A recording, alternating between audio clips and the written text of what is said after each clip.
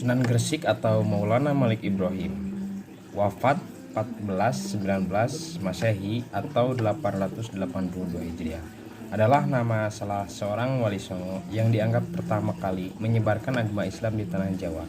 Ia dimakamkan di desa Gapurosu Kolilo di Gresik. Meninggal pada tahun 1419 Masehi di Gapurosu Kolilo, Gresik. Pada zaman akhir Majapahit, ia pernah masuk salah satu organisasi Majelis Dakwah Wali Songo.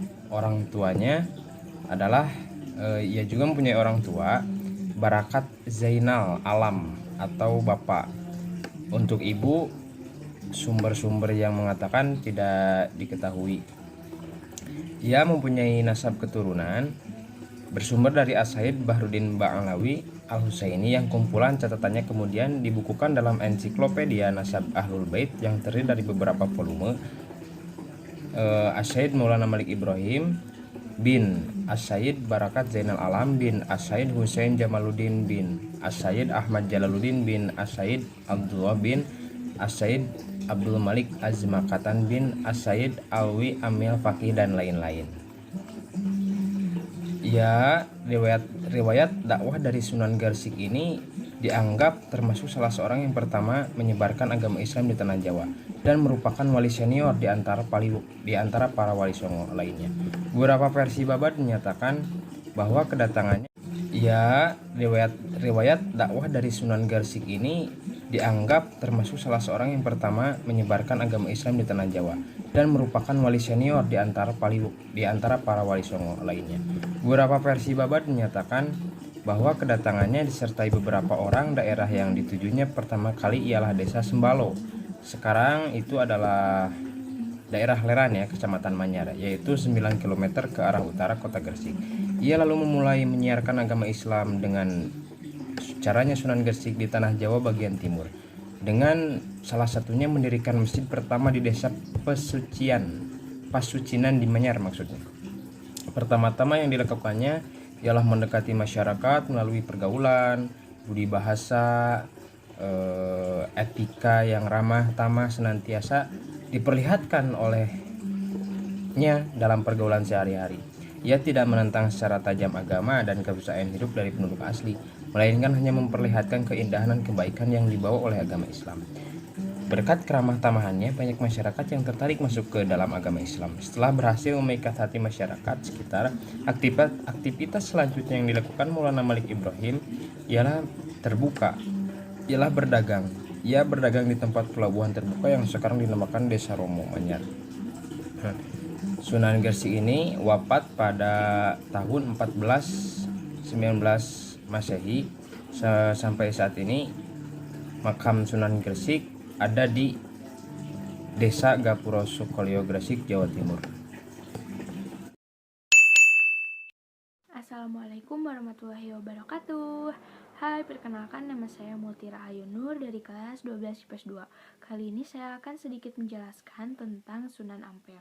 Sunan Ampel pada waktu kecil beliau dikenal dengan nama Raden Rahmat.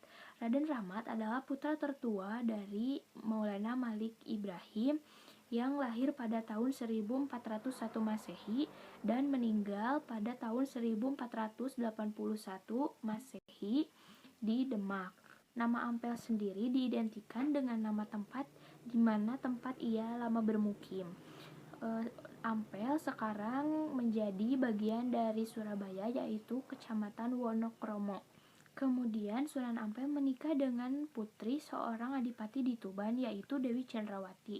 Kemudian dari perkawinan itu dikaruniakan beberapa putra dan putri, diantaranya yang menjadi penerus yaitu Sunan Bonang dan Sunan Derajat. Sunan Ampel menganut mazhab Syafi'i, namun pada santrinya beliau mengajarkan yang sederhana, yaitu tentang ibadah dan akidah. Sunan Ampel juga merupakan suatu tokoh yang mengenalkan moh 5, yaitu moh main, moh ngombe, moh maling, moh mandat, dan moh madon, yakni seruan untuk tidak berjudi, tidak meminum minuman keras, tidak mencuri, tidak menggunakan narkotika, dan tidak berzina. Sekian yang dapat saya sampaikan. Mohon maaf apabila ada kesalahan. Wassalamualaikum warahmatullahi wabarakatuh. Assalamualaikum warahmatullahi wabarakatuh. Perkenalkan, nama saya Nur Hidayah. Di sini saya akan sedikit menerangkan dari cerita seorang Sunan Bonang. Raden Makdum Ibrahim atau Sunan Bonang merupakan salah satu ulama Islam di Jawa pada abad ke-14 Masehi. Sunan Bonang juga dikenal sebagai seniman yang berdakwah dengan menggunakan sejumlah perangkat seni termasuk gamelan, juga karya sastra. Konon, Raden Makdum Ibrahim adalah penemu salah satu jenis gamelan dengan tonjolan di bagian tengahnya atau yang kerap disebut bonang. Dari situlah julukan Sunan Bonang disematkan kepada Raden Makdum Ibrahim. Agus Suntoyo dalam Atlas Wali Songo menuliskan bahwa Raden Makdum Ibrahim atau Sunan Bonang merupakan putra keempat Raden Rahmat atau Sunan Ampel dari perkawinan Nyai Ageng Manila, putri Bupati Tuban Arya Teja. Raden Makdum Ibrahim lahir pada 1465 Masehi di Surabaya dan tumbuh dalam asuhan keluarga ningrat yang agamis. Sunan Ampel adalah pendiri sekaligus pengasuh pesantren Ampel Denta. Pendidikan Islam diperoleh Raden Makdum Ibrahim pertama kali dari ayahnya sendiri di pesantren Ampel Denta.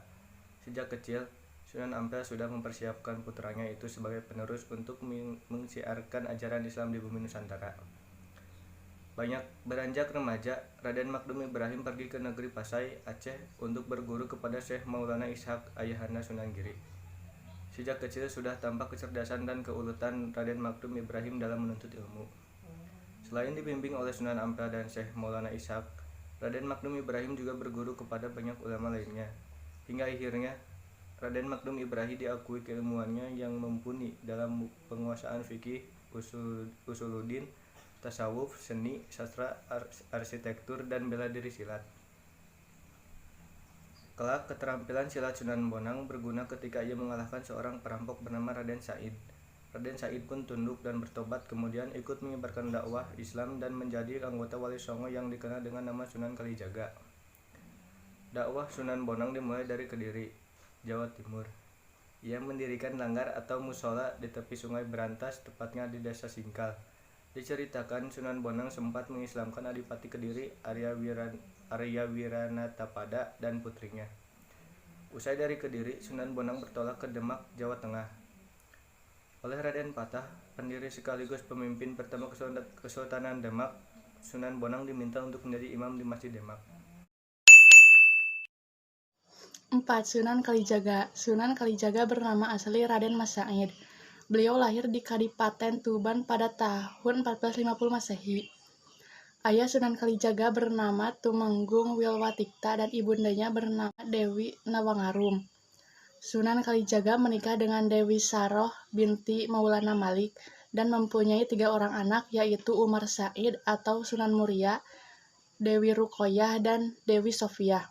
Cara dakwah Sunan Kalijaga sangat unik. Wayang dan gamelan menjadi sarana untuk memperkenalkan ajaran Islam kepada masyarakat. Sunan Kalijaga wafat di Demak pada tahun 1513 Masehi.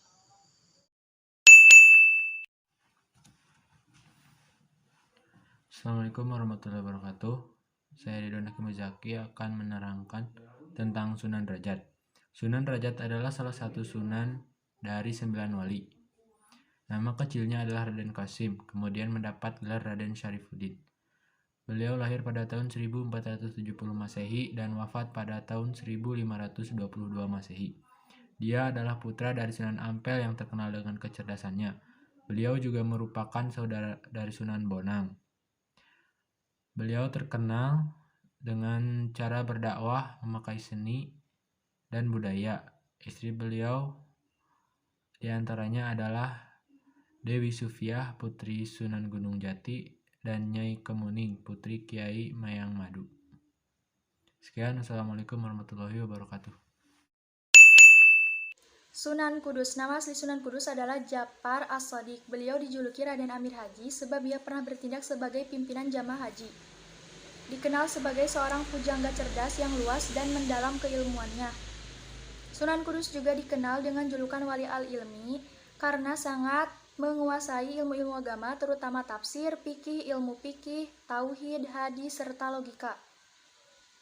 Sunan Kudus merupakan putra dari Raden Usman Haji yang menyebarkan agama Islam di daerah Jipang Panolan, Blora, Jawa Tengah. Dalam silsilah Sunan Kudus masih keturunan Nabi Muhammad SAW. Kemudian dari sisi keluarganya, Sunan Kudus menikah dengan Dewi Rukhil, putri dari Sunan Bonang. Dari istrinya itu, Sunan Kudus memiliki seorang anak yang bernama Amir Hasan. Setelah beberapa tahun berdakwah dan mengabdi di daerah Kudus, Sunan Kudus pun tutup usia. Tetapi tahun kematiannya tidak diketahui dengan jelas. Salah satu sumber mengatakan bahwa Sunan Kudus diperkirakan wafat pada tahun 1550. Makamnya terletak di bagian belakang Masjid Agung Kudus, Jawa Tengah. Salah satu peninggalannya yang terkenal adalah Masjid Menara Kudus yang arsitekturnya bergaya campuran Hindu dan Islam. Syarif Hidayatullah atau Sunan Gunung Jati adalah salah seorang ulama wali songo, majelis pendakwa agama Islam dalam sejarah Indonesia pada abad ke-14 Masehi. Ulama ini merupakan Sultan Cirebon tahun 1475 sampai dengan 1508 dengan gelar Susuhunan Jati. Sunan Gunung Jati lahir adalah putra Sultan Syarif Abdullah bin Ali Nurul Alim, pangeran Mesir yang menikah dengan Nyai Rara Santang, putri Prabu Siliwangi. Nama asli Sunan Gunung Jati adalah Syarif Hidayatullah. Sejak kecil sudah tampak kecerdasan dan ketekunnya dalam menuntut ilmu, karena sesungguhnya menekuni ilmu agama atas izin sang ibunda. Syarif Hidayatullah pergi ke Mekah di Tanah Suci. Di Tanah Suci, Syarif Hidayatullah berguru dengan Syekh Tajuddin Al-Qutubi. Beberapa waktu kemudian, ia pergi ke Mesir untuk ketemu kepada Syekh Muhammad Athaillah Al-Sajili, ulama mazhab Syafi'i sekaligus atas arahan dari Syekh Athaillah, Syarif Hidayatullah kemudian pergi ke Nusantara untuk berguru kepada Syekh Maulana Ishaq di Pasai Aceh. Selanjutnya ia mengembara ke Karawang, Kudus hingga pesantren Ampel Denta, Surabaya oleh Sunan Ampel. Syarif Hidayatullah diminta untuk berdakwah dan menyebarkan Islam di daerah Cirebon. Di sana, ia menjadi guru agama, menggantikan Syekh Batu Kahfi di Gunung Sembung. Setelah banyak masyarakat Cirebon masuk Islam, Syarif Hidayatullah melanjutkan dakwahnya ke daerah Banten. Dakwah politik Sunan Gunung Jati semasa berdakwah di Cirebon. Syarif Hidayatullah menikah dengan Nyi Ratu Pakungwati, putri Pangeran Cakrabuana atau Haji Abdullah Iman, penguasa Cirebon kala itu. Atas bantuan mertuanya, Syarif Hidayatullah mendirikan sebuah pondok pesantren dan mengajarkan Islam kepada penduduk sekitar. Oleh para santrinya, Syarif Hidayatullah dipanggil dengan julukan atau Syekh Jati. Selain itu, karena berdakwah di daerah pegunungan, ia digelari sebagai Sunan Gunung Jati. Setelah Pangeran Cakrabuana meninggal dunia, tampuk kerajaan Cirebon dilanjutkan oleh menantunya, yakni Sunan Gunung Jati duduk di kekuasaan. Dakwah Sunan Gunung Jati beriringan di jalur politik, ajaran Islam berkembang pesat di Cirebon. Setelah Pangeran Cakrabuana meninggal dunia, tampuk kerajaan Cirebon dilanjutkan oleh menantunya, yakni Sunan Gunung Jati duduk di kekuasaan. Dakwahnya Sunan Gunung Jati beriringan di jalur politik, ajaran Islam berkembang pesat di Cirebon, Sunan Kelapa, Banten, dan banyak daerah di Jawa Barat. Untuk memperluas syiar Islam, Sunan Gunung Jati menikah dengan Nyi Ratu Kawunganten, putri Bupati di Banten. Salah seorang anaknya, Maulana Hasanuddin, kelak meneruskan dakwah ayahnya sekaligus menjadi Sultan Banten. Cirebon juga menjalin hubungan dengan Tiongkok. Diceritakan Sunan Gunung Jati menikah dengan Putih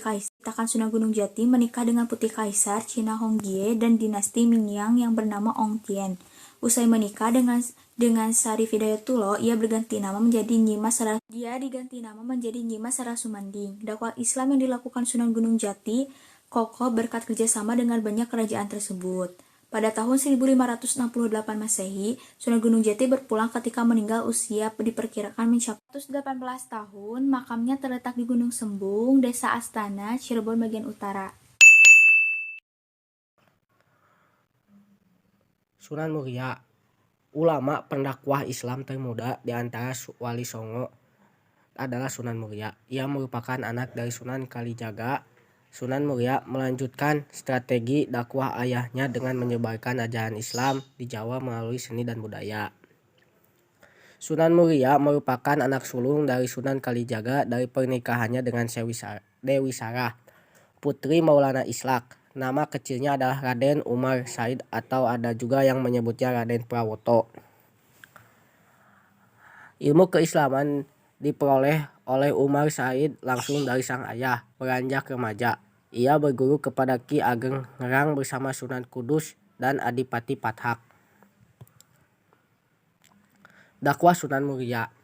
Sebagaimana dakwah ulama Wali Songo yang lainnya, Sunan Muria juga merangkul tradisi dan budaya masyarakat setempat serta menyesuaikan dengan ajaran Islam. Salah satu tradisi yang diubah Sunan Muria adalah tradisi bancakan. Fungsi tumpeng diubah menjadi kenduri untuk mengirim doa kepada leluhur dengan doa-doa Islam di rumah Sohibul Hajat. Selain itu, ia juga mengikuti jejak dakwah ayahnya Sunan Kalijaga yang menyiarkan Islam melalui seni dan budaya. Sunan Muria mengembangkan penulisan tembang cilik jenis sinom atau kinanti. Tembang tersebut masih populer hingga sekarang di kalangan masyarakat Jawa. Raden Umar Said alias Sunan Muria terlibat dalam pemilihan Raden Patah sebagai pemimpin perdana kerajaan Islam pertama di Jawa tersebut. Kendati termasuk sosok berpengaruh dari Kesultanan Demak, namun Raden Umar Said lebih suka tinggal di daerah terpencil dan jauh dari pusat perkotaan dalam menjalankan dakwahnya. Sunan Muria suka bergaul dengan rakyat jelata sambil mengajarkan keterampilan bercocok tanam, berdagang, dan kesenian. Julukan Sunan Muria disematkan karena ia menetap di Gunung Muria. Gunung Muria terletak di pantai utara Jawa Tengah, sebelah timur laut kota Semarang. Gunung ini termasuk ke dalam wilayah Kabupaten Kudus, Kabupaten Jepara, dan wilayahnya Kabupaten Pati.